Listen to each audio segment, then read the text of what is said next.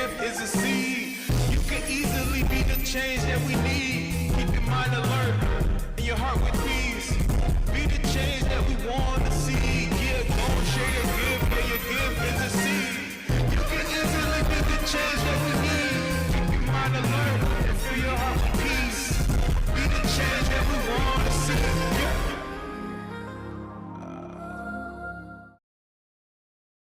What's up, everybody? Welcome to another episode of Mentality Unchained. I'm your host, Dr. Kevin Thomas, your neighborhood therapist. Check this out. Today, I just want to talk to y'all about couples, man. Like, I've been in this season where I want to teach and help people in their relationship. And so one of the things that my wife and I have been doing, we've been holding these couples sessions in the last 6 months, actually, because we've been doing it pretty much every quarter. But the people that I have sitting with me today have been on both, and I find them very fascinating in their relationship. And so I really want you guys to give my crew, my friends, my fellow married couple a great round of applause. Sister Keishonda and Brother Henry. What's up, y'all? What's up? That's what's up. Look, this couple is not shy, right? This couple is not bashful, and I love how they balance each other out because of what they talk about and how they are intentionally working on what they're working on. And one thing I love about you guys, when you guys came into the group, you talked about therapy. I mean, like, everybody don't talk about therapy, but you guys actually talk about it, and I'm really... I'm indebted to you guys for even talking about it because people don't like to hear that therapy, especially when it comes to couples, right? And so, like, first of all, tell the people who you guys are, what you guys do, what's going on in life now, and we'll jump right into it, man. Go ahead, brother. All right, so I'm Brother Henry. My wife and I own private school, K-12, entrepreneur school, one-on-one in the country, expanding and growing. And we do educational consulting. Yeah, that's it. I work with a lot of entrepreneurs. That's me in a nutshell. Okay. That's it. I'm Brother Henry's wife. Okay.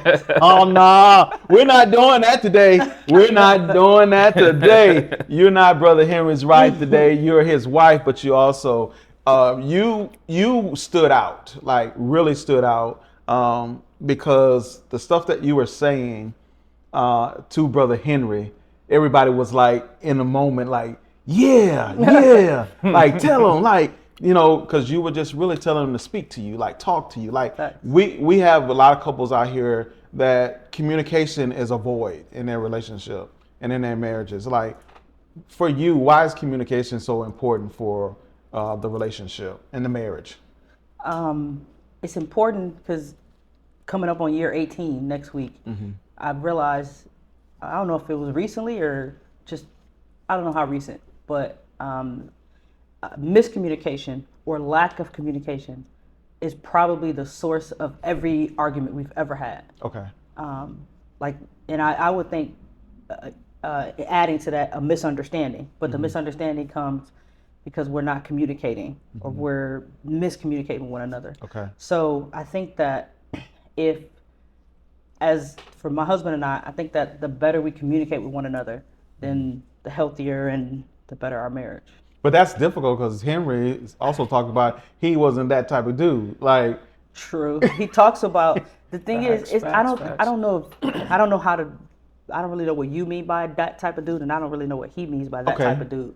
Okay. But I don't think it's the communicating that's the issue. I think it's to me, in my opinion, I feel like it's his it's his definition of communicating. So he can communicate whatever he's thinking or feeling.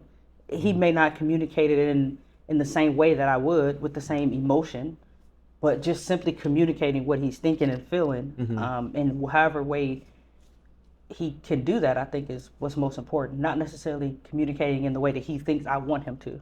I just want him to talk to me. Okay. Just communicate with me. Just tell me what you're feeling. I feel angry. I'm feeling upset.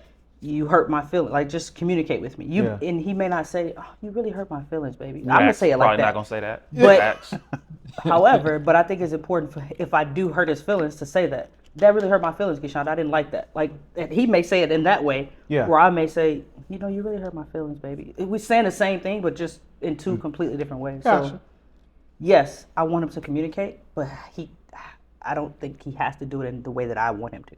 Okay. What'd you say about that, Henry? It's interesting she said that because it absolutely seems like she wants me to communicate in the way she wants me to communicate. Okay. And so, you know, the book Men Are From Mars, Women Are From Venus is like the perfect description of our marriage. Because so here's the thing.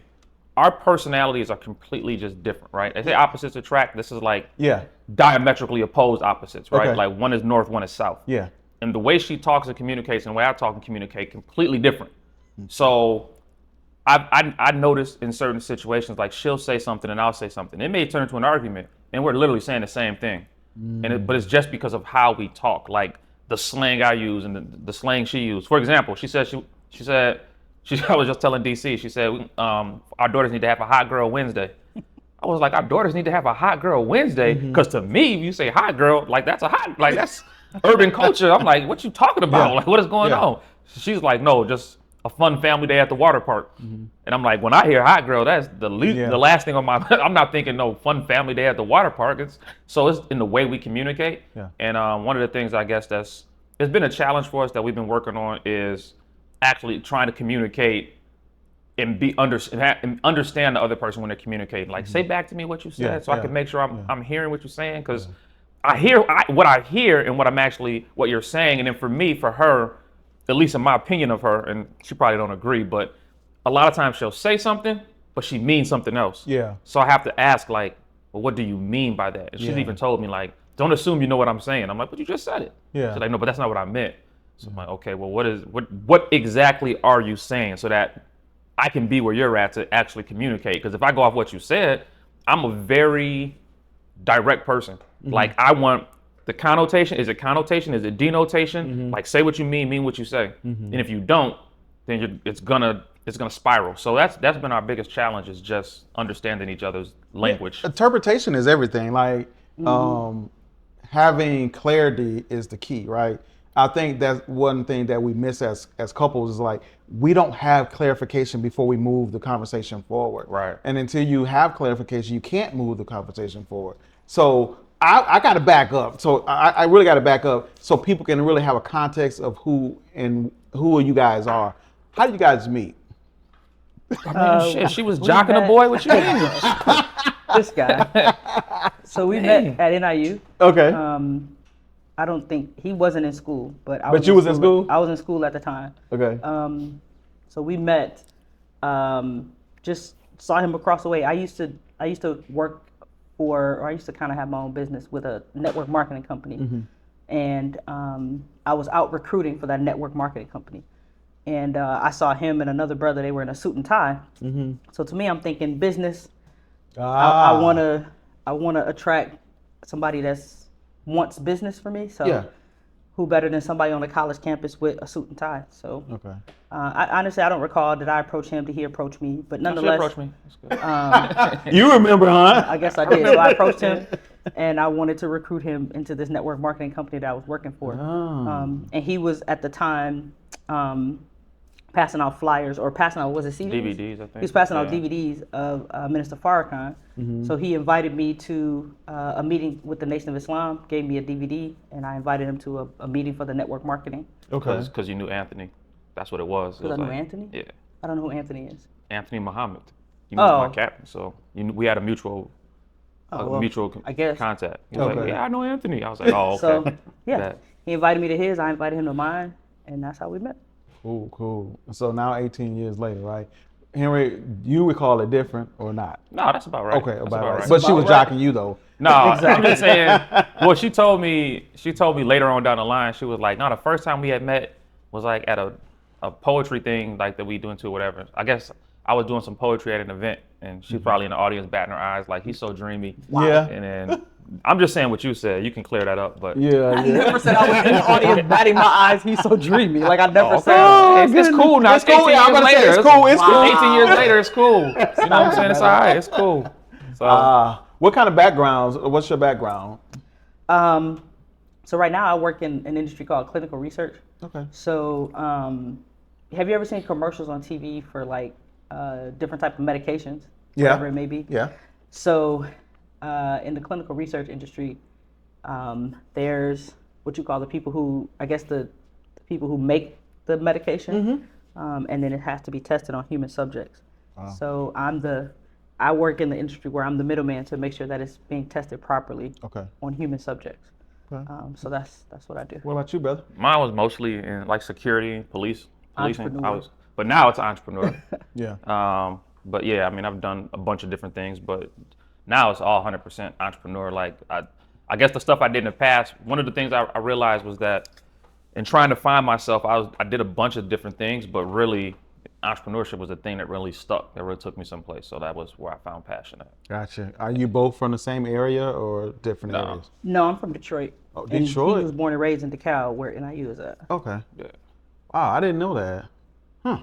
So you guys met, married, 18 years later, entrepreneurship, you still do your thing, right? You still do that? I do. Okay. Okay. And now you're finding yourself having these many conflicts, trying to figure out how we coexist together, right? Many. Okay. Right. So what's your take on marriage, man? Like, what's your thought about marriage in general? I mean, that's a good question. Maybe you should answer this question first. I think it's an important part of our community, and I wish that more of us were married. Yeah. Just to set a good example for our young people. We talk about how in the Nation of Islam, we say that marriage is half of your faith. Okay. And I think that that's true for anybody, whether you believe in God or not. I think marriage is half the battle. And I think it's really important. And like I said, I just wish more of us were married. And marriage can solve a lot of the relationship problems in our community, black, white, or indifferent. Like I think marriage can solve a lot of the problems in our community, like overnight. Just in that, like infidelity is a huge thing in this country. Yeah. You see it everywhere. It's always an issue.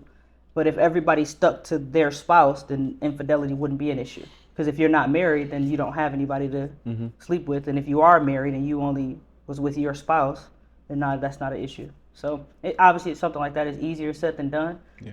But I just wish that more of us would not just get married, but actually commit themselves to the process of going through marriage, like the journey of marriage, not saying I'm married and that's the end of it, but committing to the struggle, the ups, the downs, the process of marriage. Gotcha.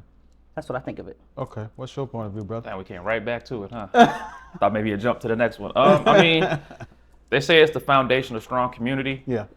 Which I can dig. I mean, it's the thing is, I think that for me personally, and I've realized this, is they say that a lot of married couples paint a bad picture of marriage. Like we give a bad commercial, which makes the younger people looking up like, why would I want to get married? Yeah. But the other side of it is too, like, I mean, there's equal reward to the struggle you got to go through. You're gonna go through some struggle, but I mean, there's equal reward on the other side. If just in, we had a sister that passed because she didn't take her medicine or something like that, something really small.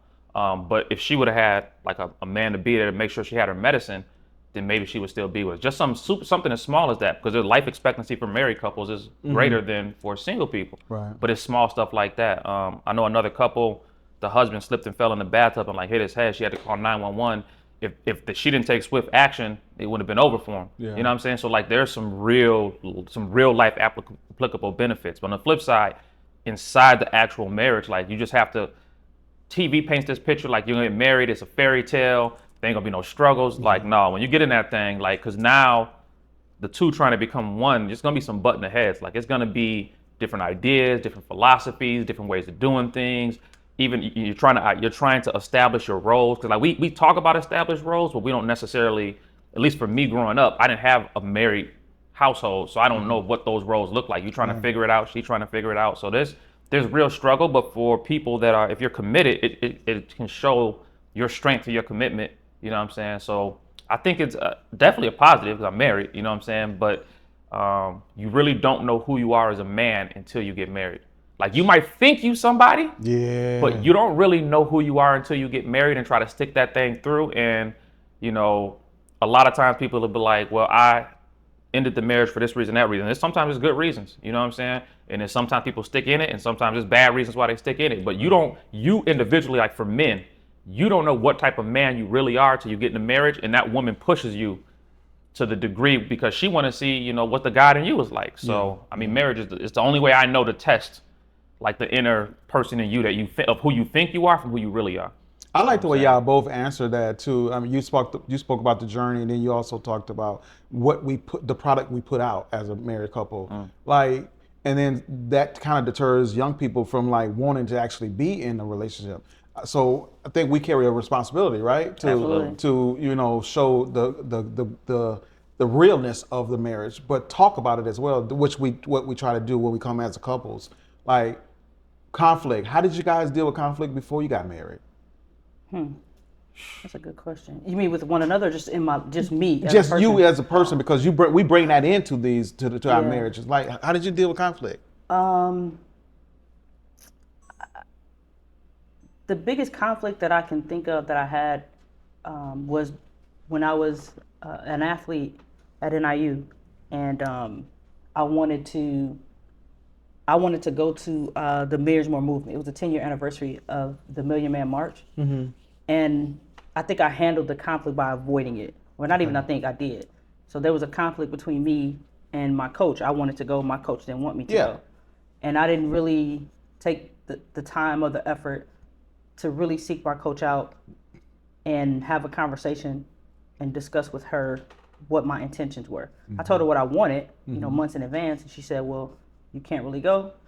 And I wanted to go, so I'm going. So the conflict came, but I didn't really go to her and say, listen, I didn't pour into her how important it was for me to go. So for me, in my mind, I'm thinking, as an athlete, imagine I go to Howard University, or I don't know where Dr. King spoke at, but imagine it's the 50s and the 60s and Dr. King is speaking on civil rights. And I have a choice between going to basketball practice or I go hear Dr. King speak. Like, that was how important it was for me to go to this event.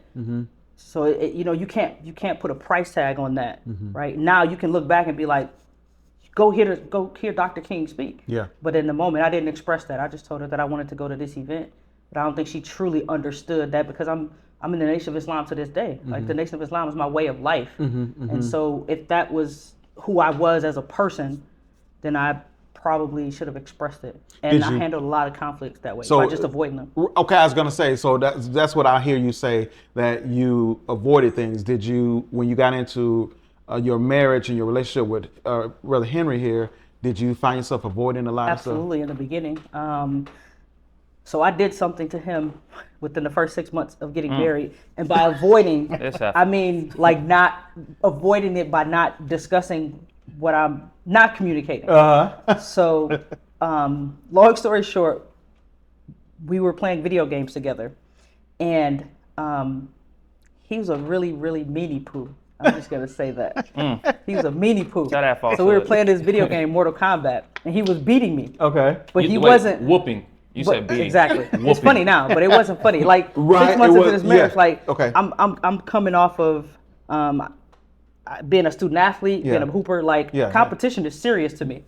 So he was talking trash and saying some really hurtful things, and I didn't appreciate that. And not only was he doing it, but like he was like kicking me when I was down. He was like, and then he was cutting me open and pouring salt into it, and then like he was bogus. And so, instead of communicating with him that how he treated me was really hurtful, back in the day, PlayStation used to have these memory cards.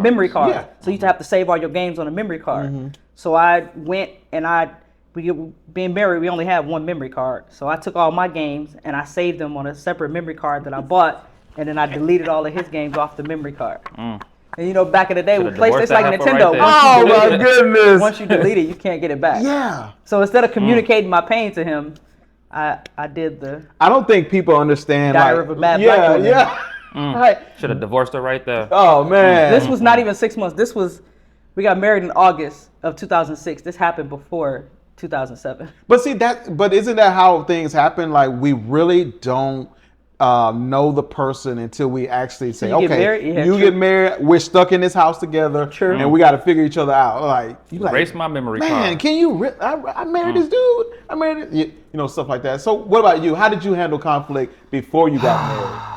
And then how did it translate? I need a moment for my erased game. Talking to my guys, like, what should I do? They was like, leave her. What? I was like, man, y'all right, dog. She erased everything. I had seasons of NBA. Anyway. We're gonna get back to that because that yeah. ain't gonna. You're right. Yeah. No, I'm not all right. So to be honest, I never really had like no conflict. Like the women, like I came up fast, so I never had no conflicts with women. Like the women I hung around, we didn't have them type of conversation. It was different type of relationships. So if I had conflicts with men, like getting hands, like I'm pulling up to see you, and then that's it. Like we gonna may the best man win. Like I was that guy. So I was the person the big homie come to get when it's about to go down. So because I guess I didn't have the common sense to be like, we could we could both get hurt here. Right, you know what I'm saying? right, So I was that person. So I mostly handle conflict like you would, like you know how when men are at odds and they handle conflict like cold shoulder, like when I see you, like it's. So I never really had real experience with like conflict resolution outside of like dealing with a woman. Yeah. So because dealing with men is different. Like I understand it. I could win or lose, but we about to throw these hands. Right. So with dealing with men, conflict was pretty simple. And then in my household, I was in a single parent household. Conflict with my mom. My mother, the way my mother raised me was more like, hey, protect your brothers, and you know, as the oldest, like try to lead by example. But you know, say don't be no punk. Mm-hmm. Like I used to get rewarded if I got in a fight in school and I won, my mom would take me out for ice cream. Like, hey, my baby ain't no punk. Wow. So I got in fights literally from kindergarten all the way. I got suspended from school from kindergarten all the way to my sophomore year of high school. It was the first time I didn't get suspended from school for fighting because my mama rewarded me for W's. So that's how I handle conflict. Like in the household, who won? Mama. I hit him with the wop wop who wop the bam. She like, hey, what you want, Baskin Robbins, or you want, you know what I'm saying? Like, and we out there. So when we got married and we had conflicts, it was like a new concept for me. Like, because how do you deal with the woman? So I talked about it in one of the episodes that we did. It was like, you know, cold shoulder. Yeah. Like, all right, fine. Then I'm just going to completely blank you out. You don't matter.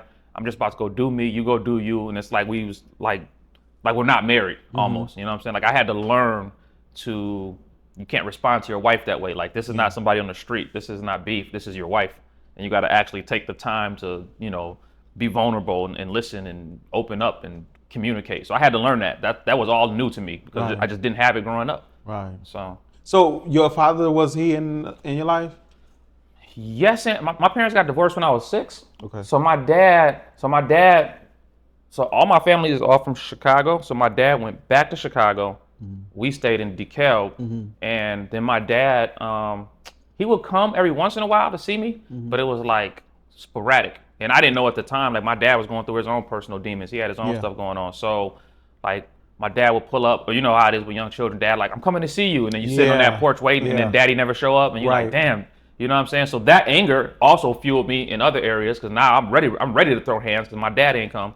But my dad never played a role in my life as far as like outside of the first 6 years when they was married. He never played a role in my life as like teaching me manhood. Because the first 6 years, you're not teaching really manhood. It's nurturing type of thing. So all my manhood stuff I learned later in life. I got a lot of stuff from the nation or just from big cousins or, you know what I'm saying, people that was hanging out on the block. But my father never actually imparted in me. By the time I had those conversations with my dad, I was grown. You know what I'm saying? So he talked about, I'm so proud of you, son, for what you've done, what you've become, whatever. But he never really had that opportunity in life. And, you know, he had his own demons. He was battling. So now that I'm older, I understand. Like, I've had my own demons, so I understand. You think some of that acting out and fighting was because dad wasn't there? Oh, yeah, definitely. Like, it's trauma bonding, the whole thing. Like, I talk about how, it's crazy, with my little brothers, and Keishonda can tell you, she was there.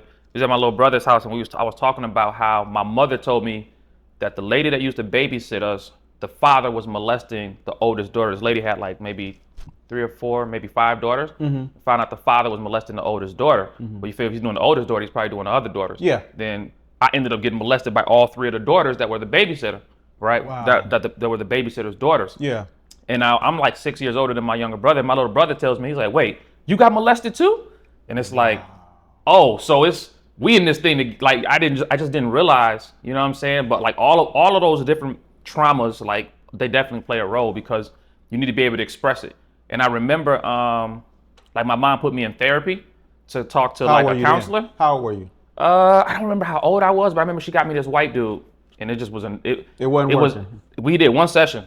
Like he sat there, and I just looked at him like this, and like he's talking, and he's like, "Hey, buddy, like, why don't you, tell me such and such?" And I'm like, "Man, like, cause I can't relate to you. You know what I'm saying? Like, now I did have some mentors that was around that they did a good job, like keeping us out of trouble, keeping us in basketball, stuff like that, keeping us involved in something. But like all that anger and like all the traumas of growing up, like, no, that was somebody had to feel it.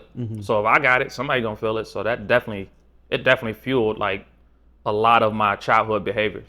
You know what I'm saying? Definitely ain't no way around. Even to this day, like I like violence to the sense of like I'm not a violent person and I'm never looking for conflict. But like if I'm in a fight and you hit me, I'm like, oh, I got hit. Like we about to, okay, let's, you know what I'm saying? Like I like that, not necessarily that I'm looking for drama or anything like that, but just how I was raised, like that was the acceptable behavior. Like if it's, you got to fight your way out of stuff. So I've always been a fighter. I just try to transfer that energy instead of like physically fighting. Because as a grown man, I ain't trying to physically fight nobody. Instead of physically fighting, now I fight for other things. I fight for what I believe in, or I'll fight for the community, or I'll fight for our children, or I'll fight for education. Like, so now I just transfer that energy into things that are positive, you know what I'm saying? So, but no, my dad didn't implement that. How does that impact how you parent, knowing that you've been through that stuff and your mom parented you one way and your dad just whatever he did? And then how do you feel that knowing that he went through those things and how it translates to your parenting styles? I honestly don't think it affects our parenting styles because we don't have boys. Okay. So I've always said to my husband, like, I wish we could have a boy because I'd like to see him as a father to a boy versus a father to our daughter. Yeah. But I don't think that parenting style, I don't think how he was raised in those experiences affect his parenting in a negative way, I guess. I think that he's a great father to our daughters because they're girls. And the journey of marriage, I think, has helped to prepare him to father girls. Gotcha. And he don't necessarily share his feelings with them, but like he can at least talk to them and they can talk and have conversation, and like he's not I guess rough with them. Like he's a girl dad in all the sense of being a girl dad versus, I think that if we had a boy, it would be completely different. It would be like night and day. I think it would be, but we may or may not ever know. I don't know, but nonetheless, I think Okay. Yeah, so I think he's a great father, and I don't think any of that kind of impacted in a negative way. Okay. I think one of the things that I talked about to Keishonda before we had children was like, if we ever have children, I never want my children to experience some of the stuff that I had to go through. Yeah. So like the days of my dad not coming to get me is like, no, I need to be there for my daughter every day. You know what I'm saying? So like it had the opposite effect. So like the pain that I felt, well, I don't want my child to feel that same pain. So it's like I'm gonna do everything in my power to make sure my child doesn't have to feel those different types of pain. Like I want to give my child everything, including it's not. So I'm not saying I'm just married because of my daughter, like no, that I know what you're saying. But even that drives it. Like, listen, I know what it's like to be in a household where the parents divorce. Like I remember when my parents divorced. I remember crying, "Where's daddy?" I remember all those things. So I never wanted that for my daughter. So when my daughter was born, I just made up my mind. Like, you know what? I don't know everything, but I'm gonna try my best to be the best for her that I could be. You know what I'm saying? Gotcha. So now you guys find yourself at a crossroad. What was the first time you guys went to couples therapy, and why? I introduced the couples therapy to us. We had gone to marriage counseling with our minister in the nation on several times, and I even talked to some of the men in the Nation of Islam. But actually, therapy was introduced about 3 years ago. Okay. And we were fighting about something. I don't even know what it was. But up until that point, I mean, we couldn't even go 3 or 4 days without arguing about something. So like we would be arguing, and then we could get 1 day of peace, and then it'd be something else. And then, like, literally, this probably was going on for 6 months to a year. And I just was tired of it. Like, I just was like, I can't take it no more. Either it's like something has to give. So even though in my mind something has to give, but it was like I don't want to be here no more. Like, I can't function in life like this. Right. So someone had mentioned to me the thing that we were talking about earlier, BetterHelp. Yeah. So I Googled it and looked it up, and come to find out, I could at least find a therapist that I think will work for both of us. So during one of those kind of times where it was peaceful, I asked him about it. I asked him, I found a therapist. Do you want to do it? It's once a week. It's completely virtual. I had already found a therapist, but it was important to me that he agreed with who the therapist was, because I didn't want. And I actually did a session with her before he and I did a session, because I didn't want that traditional, how you see on TV, like it's a female therapist and she always take the woman's side. Like, that's not what I wanted. Yeah. And I explained that to her. There's not very many black men. Yeah. Right. I know. So I wanted somebody that was black, and she was pretty much the only black therapist that was available that met the criteria of couples therapy. So I had a conversation with her and told her what I was struggling with and what I wanted out of this. Yeah. And then brought it to him, and we started doing it. You knowing that your parents divorced at a young age, you hear now you potentially, she's ready to check out. She's like, I'm like, what's your mind saying at that point? For me, like, I just realized like I don't understand her. And because for me, I was like, yo, we're like, because like we would have fights about anything. Like, anything could turn into a fight. It could be like, if you hear it from outside, if you're like a person look from the outside in, you'll be like, yo, why are they having that argument? Like, and to me, it was like a lot of like small inconsequential things like that just didn't matter. And so my thing was always like, hey, let's just agree to disagree. But even to this day, she's like, that's a no-go. Like, I don't want to agree to disagree. Like, I want to talk whatever. Yeah. And so these fights would last for like, talking to her, if the fight starts at 10 o'clock in the morning, it'd be 6 o'clock in the morning, we still arguing. And I'm like this is like mentally draining for me. I don't know what to do. Wow. It's like, I don't want to leave the marriage because I made a commitment, and my commitment's not just to you. My commitment was before God that I'm gonna work this through no matter what. So we've had conversations, and I told her my only what did I say? What's the term? My only non-negotiable was, if you cheat, I was like, I'm gone. Other than that, we could work through whatever. So I was like, well, damn. I was like, I didn't consider this. This is tough.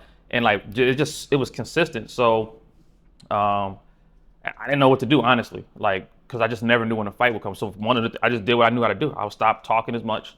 Like, just try to avoid conversation. Just try to be very short answers, and then, even when we got into therapy, like, it's not like therapy had like this instant. Yeah. So, you know what I'm saying? Like, when we got into therapy, I was like, now we fight even more. Because one of the things they told us in therapy was leave it in a therapy session. And she refused. Like, the lady would be like, hey, do not talk about this when we get off this session. The moment that session ended, she's like, so I want to talk about this. And I'm like, damn, she just told us not to talk about it. And so I did, through the years now that we've got like different tools and different things to use to kind of like, I saw some benefits from it. In the beginning, I was like, oh, this is some bullshit. Like, this is just making the fights worse. Like, it's just intensifying something that's already present. And then I guess the good part of it too, I learned some things from her that I didn't know that she was feeling, that she, I guess she had held inside for years, according to her. But like certain things, like she had mentioned, like we hadn't gotten a fight in Houston, and she was talking to me about it. And I was like, that was a year ago. But she was talking about it like it just happened the day before. And I was like, so you've been holding on to this for the last year? Like, that's, that's detrimental. So I saw the good and the bad in it. You know what I'm saying? Like, but the tools that actually, when you actually apply the tools, they actually work. We're not perfect. No. We're better. We got a long way to go, but we're better. But hey, that's honest though. I think you said something in which I think everybody needs to hear. It's like when you go into therapy, that doesn't necessarily mean things are going to be solved, right? You got to get to the nuts and bolts of what's actually why you're there. Yeah. And most people don't want to hear why you're there. And so you actually hearing from her what she didn't like or was making her feel some type of way, and that's hard for you to deal with. It's like, man, I'm doing the best I can, and you tripping over something a year ago, that kind of facts. stuff. So no, that's huge. I'm glad you guys actually took the initiative in a climate where they like black men don't go to therapy, or black families don't go to therapy, that kind of stuff. Like y'all wasn't afraid of the kickback from people because y'all talk freely about it. I wasn't afraid of the kickback. Personally, I don't know if he was. I mean, she put my business in the street regardless. So I mean, you know what I'm saying? How did you feel, dude? I mean, my wife is the type of person to be like, I didn't put your business in the street. She definitely always puts my business in the street. What are you talking about? This dude tripping. He know good and well. If anybody puts anybody's business in the street, it's he do. him. Yeah, like he know it's not me at all. Like we didn't start therapy, and we broadcasted. We were probably doing it for a couple months, but if it came up in natural conversation, then I wasn't afraid to say, yeah, my husband and I have done therapy, blah blah. Like, if that's putting your business in the street, no, that's not. I'm talking about something completely different. I don't know what you're talking about, I was never ashamed to say that I'm doing therapy. Okay. For me, it's like, why would I be ashamed for taking a step to try to save my marriage? Like, for me, that just makes common sense. And then also, like, I'm black in America. Like, we're all experiencing trauma. Yeah. Whether, you know what I'm saying? A police officer shoot the girl in the face and you see the video, like, there's trauma, regardless to if you recognize it or not. That's not natural. You're not supposed to go through life losing friends at a young age and your people being shot. And like, all this is trauma. So for me, I recognize just mental health wise, I was like, yo, like, I know there's some stuff upstairs that I'm thinking that's probably wrong. And it's because I got undealt with trauma. So for me, I was like, therapy that's probably needed. I probably got some traumas that, you know what I'm saying? Like, I done forgot about and bring them traumas back. Like, damn, that's why I do that. So yeah. I'm glad to hear that you guys on the journey of just trying to be better. Yeah, like you said, we're not perfect. We'll never be perfect. Right. And so we're constantly working at it. But I want to switch gears of the last 15, 20 minutes is let's talk about community work. Like, you guys do what y'all do. How do y'all feel about the community as a whole? And then how do we start to collab and work together as people of color? That's a really interesting question, but I had no idea you were going to ask that. We just try to do it. We just do what we do. I wish we had more support from the Rockford community. Okay. Because the work of educating our children is not easy. Actually, I take that back. The work of educating our children is easy. That's the easy part. That's the fun part. The difficulty and the struggle and the stress comes from everything else outside the classroom. Okay. And it comes from just dealing with adults in the community or a lack of adults supporting in the community. But even, I would say at this point, if there was just more people in our community that kept their word, if you will.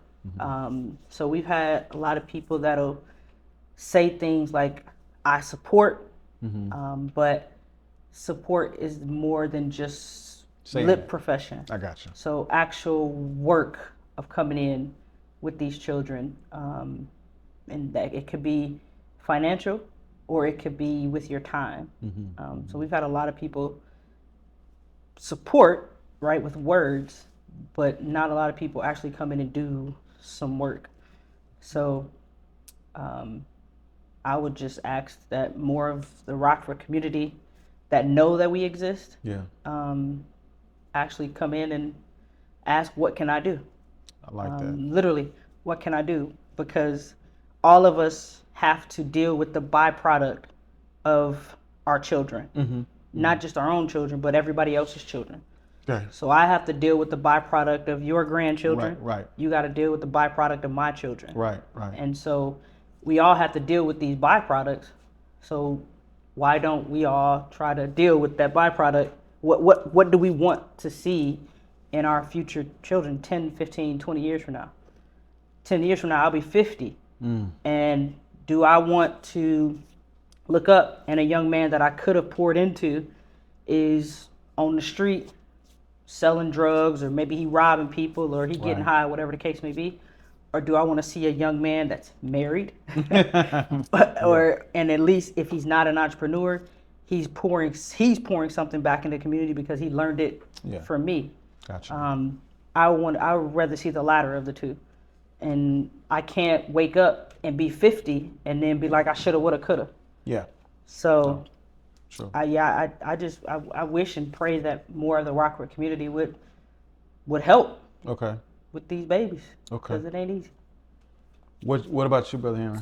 I think as a people, just our post-traumatic slave syndrome is so real, and we don't realize like what happened on the plantation still affects us to this day of how we view ourselves and each other. Okay.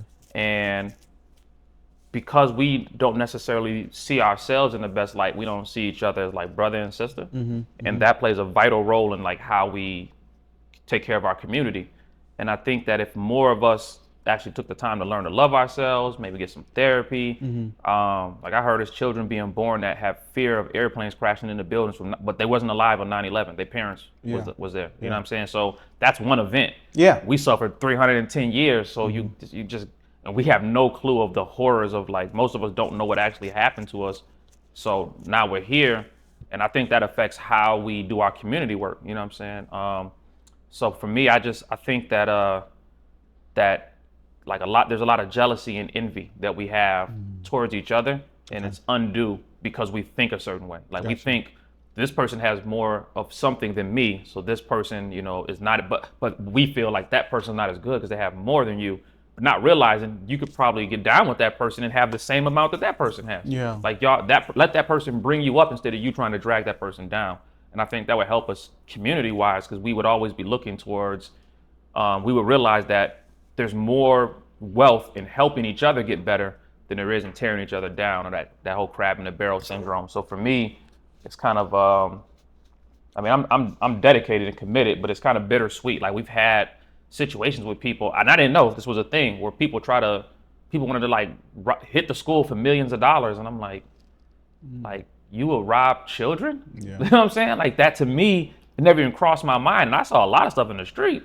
But like robbing children was never a thing. And I was like, man, you would, like what's in you that would make you go to that level that you think it's okay, that what you're doing is okay? Like even deeper than just the actual incident, like what's going on upstairs that you think that brought you to this conclusion? Like what traumas are you suffering from that's unresolved that would bring you to do something? So for me, I mean, clearly our work says we're dedicated to cleaning up our community, helping our young people. And it's not just, people get it twisted like we just help children. We probably help families way more than just children. Like children come get the education, but it's the family side. But you know, finding the like-minded people and networking, and then trying to be an example. You know what I'm saying? Like just try to be an example. I feel like if I could do it, anybody could do it, because it's all kind of stuff that traumas and stuff that I have to deal with. You know what I'm saying? So if I can do it, I feel like anybody can do it. So I've known you guys for probably a couple years now, and I've seen the work that you guys do,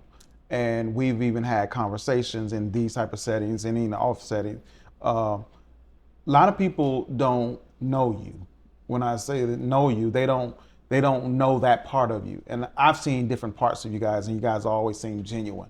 How I believe if people know you, like know your intentions, know who you are as a person, individual, and as a couple, and as leaders of a school, I think that hopefully I would say that would pour more into them. Like, okay, we need to step up and really support this brother and sister. Like, because I know for me, I'm trying to figure out how I can help. But how can people get to know you guys so they can want to help? Because a lot of times they don't know you. Facts. You know. So, something. Oh, go ahead. No, go ahead. I was gonna say something DC says, and then I'll keep this one quick. Something DC would say to me as he used to tell us, he'd be like, because you're not from the city that you're in, people think when you criticize the city, like you have a problem with them personally. And I'm like, well, it's like going to the doctor. No doctor has a personal beef with you. But if you want to get the actual medicine that's going to treat some of the problems, you got to have a realistic diagnosis. And a lot of times it's just like in business, when you get a SWOT analysis, you're not you can't give yourself a SWOT because you can't see it. Somebody from the outside got to come tell you, like, these are the strengths, weaknesses, opportunities, and threats.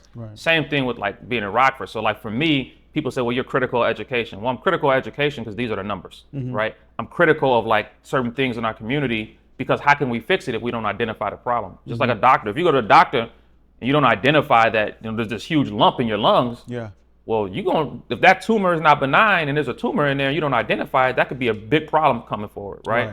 And the same thing in our community. There's a lot of problems, but it's not a lot of us are open to speak about the actual problem and then work on a solution to deal with it. So, so for me, a lot of times, like I had a sister tell me, she was like, I heard a lot of things about you, then I got to meet you, and I met you, start working with you, and find it's not that. You're just passionate about what you do, and you want real results for people. You know what I'm saying? I found that out 2 days ago because someone told me about a certain person, and I've known this, but someone it just hit home 2 days ago. Someone told me about this person, and as I began to have conversation with this person and to hear them, to understand the mindset of them, I'm like, whoa, this is a decent guy. But what you hear and what you actually come in contact with is totally different. That's why I say, like, my thing is I would love for people to just sit down and have a conversation with y'all so they can really understand the concept, the mindset of what y'all are trying to do. Because I think sometimes people do get your compassion, your passion mixed up with, angry or just rambunctious. It's not, no, that's my passion for these babies. Right. So I think that if you can create some type of avenue for people to just meet y'all, and just sit and have conversation like we're having. Yeah, DC say all the time, like, bro, we need to do meet and greets. I'll be like, yo, we could do the meet and greet. I'm like, you know what I'm saying? Like, cause and I think my wife would probably agree, like personality-wise, we're different, but like anybody that comes and sits down, we chop it up. They're like, oh, okay, Beck, how can we work with you? How can we do, whatever? Exactly. The thing is, we've employed, I don't know if there's another black business in town that's employed as many people as we have, that's put money in as many people's pockets as we have, that's educated as many of our children. Like the work, you would think the work would speak for itself, but it's like it gets confused with if you hear me speaking somewhere and you're like, oh, it's very critical of he just mentioned these 5 problems, and then and he's saying, and the solution sounds tough too. The solution is like we talk about unity, that's a tough solution, and it's like people don't want to hear that. People want to do it their way. So it's but it's like if we all come sit down and have a conversation. I've never sat down with somebody and then they left and they was like, yeah, what I thought about that Negro was right. You know what I'm saying? Like it just doesn't happen like that. I think kind of what he said earlier is, I think it's important for us as a whole to change our mindset of how we view one another. So one of the things that we're taught in the Nation of Islam is that when you look at a black man and woman, you're looking at God. And so if you look at Brother Henry and I, you're looking at God. Look at the God in us. And that would drive you to want to at least not harm us, if that makes sense. So it sounds good to do a meet and greet, brother, but honestly, that's not my personality. I get it. Like, so let me tell you something before you finish that. Yes, sir. So this is not my personality. Like, it's not? No, being in front of these cameras, having these conversations is not my personality. My wife will tell you, I am a true introvert. Like when we leave here, I go home and I sit on my couch. Yes, sir. And nothing else. But she told me this 4 years ago, before we even start podcasting. She's like, you're going to have to put yourself in spaces that you don't want to be. Fact. And I'm learning this being in front of the camera, being out in the community more, because I'm trying to connect with like-minded people more. Yes, sir. Like trying to move the needle forward when it comes to our community. So I'm asking you. Do the same. Yeah, like I talk to Dinez about it all the time. Like I can be in the classroom or behind closed doors working out some paperwork all day. Right. It's interesting because Henry does, we do these next level entrepreneurship masterminds. So it's something that we talked about. But I think we've done it maybe 5 or 6 times, and then those 5 or 6 times I've only participated once. Okay. True story. And it's true in my story. own house, in my basement. Yeah. But not like, I don't know. I'm not intentionally, I guess, standoffish. But I just, I don't know. I don't even know if I would call myself an introvert. Yeah. But I like Keishonda's bubble. I like being with Keishonda or me too. Henry. Me too. And I would much rather prefer to spend my free time, if you will, with my husband. And every once in a while, like, we can pop out and show N-words. No, I'm just playing. My daughter said that every once in a while. Wow. But I would much rather Wow. watch TV on a couch with my husband I'm with you. than to do a meet and greet. I know. But at the same time, there's obviously a need for this because Because the reason why I say it's a need for it is because I think you guys are unique and interesting. And if people really sit down and have conversation with you guys, I think they will understand like what you're really trying to do. Like they don't have this noise. This is what I believe. The more time you spend with somebody, the more time you're able to speak on it. Like, I'm not going to allow somebody to say something about you because I know you, right? Because I spend time with you. Right. I know what you're about. But if I don't spend time with you, anybody can come in and say, you know what, this. And I'll be like, okay, let me think about that a little bit. So that's what I'm saying. Like, 2 of the greatest relationships that we have with like major entrepreneurs, one of them was like Marquell Russell. But Marquell, so I met Marquell in Atlanta at a like Social Proof alumni dinner, and I invited him to come to our school to speak. So he was like, I'll come. He's like, I fly myself out, whatever. Multi-millionaire, so it should be no thing, right? So he pops out. When he gets to our school, he was there after like 5 minutes, and he was just like, yo, this is different. And so even working with Marquell, he is trying to get other people to see like what he saw, but it's like an experience thing. Like, you just got to come experience this. You know what I'm saying? Like, once you experience it, you're like, okay, this is completely different. Yeah. And like with the school and with our babies, we brought this year we had like Dr. Dina come to our gala from Atlanta, and she does like her profile is what she does across the country is crazy. Right. And after being there for a few minutes, she just was like, this is just different. Like this experience is something that only exists within this bubble, and I haven't seen this in no school across the country. And just hearing different people say that, for me, it lets me know like there's something to the experience part of when you get to experience, because it ain't us, it's like the results that you see in the children, you know, because like Dr. Dina talked about, like the babies hugged me and no adults had to yell at them. They self-checked each other and they was making sure I was good. Do you need water? You need food? And like, I have never seen, and they're so intelligent, they're articulate, they're respectful, like what, she's like, I just haven't seen this before.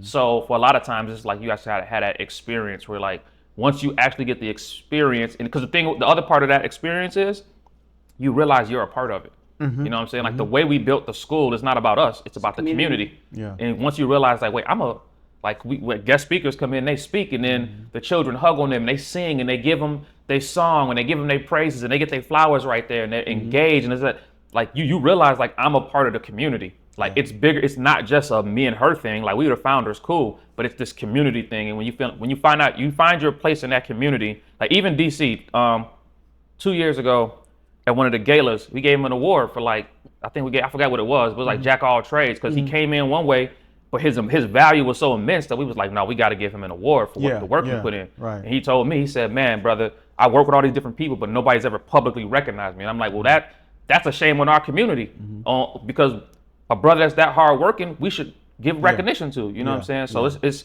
once you experience it, you're like, yo, this is dope. Like I want to be here. Are you from Rockford? I'm not.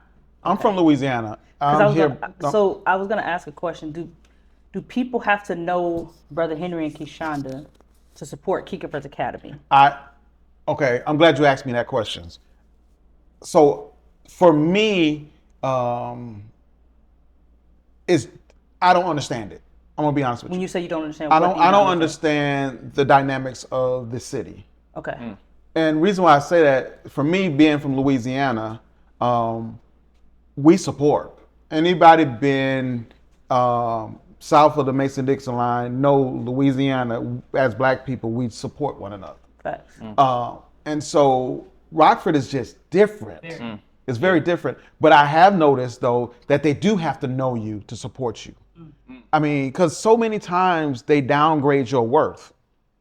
And so for me, because I've been in that arena, and so for me, when I see that, that's why one of the reasons why I started this podcast, because I wanted people to hear from the people themselves instead of hearing from everybody else, because everybody else can mess up a whole good situation. But if you meet the people and understand their mindset of where they're trying to go, the outcome that they're trying to achieve, the impact they're trying to make, then you're able to more support them, at least from Rockford's standpoint. Now, again, if you were in Louisiana, knowing that you got a school, that's all we need to know. But that's not the case. Yeah. And I love it because my nieces and nephews go to your school, and I've seen the growth that they've made, and it's spectacular. So again, I always look for, I don't want to just help people because I just say I can help people. I'm trying to look for the way that I can impact the most. Yes. And so that's something that, again, I'm saying this publicly in my heart, that I'm searching to see where I can make a bigger impact into the academy. But at the same time, I know the dynamics of Rockford, that they're not at that point where you got a school, let's go support it. It's, let me know who these people are, because they won't invest in you. Yeah. And I know that from personal experience. They just won't. They will downgrade your worth, even though you say, for instance, like you say, hey, I need you to pay me $100 to do X. They're going to come back and say, well, I got 25. Really? Right. Now you're going to tell me what I'm worth, instead of you accepting what I'm telling you. And so that's kind of how Rockford is. And so we got to do a better job, because now we're part of Rockford. Right. And so us by us being a part of Rockford, we got to, speak on it. And that's what we're doing. I'm gonna be honest, brother. I don't like that. I don't either. That don't mean anything. I don't like it either. I don't like that, brother. But we got to change. I don't like it either. But we got to figure out a way to change that. Right. It's only 3 of us, right? Right here speaking on it. So we got to get more people speaking on it and actually putting action to it. But I don't like it either. I hate it.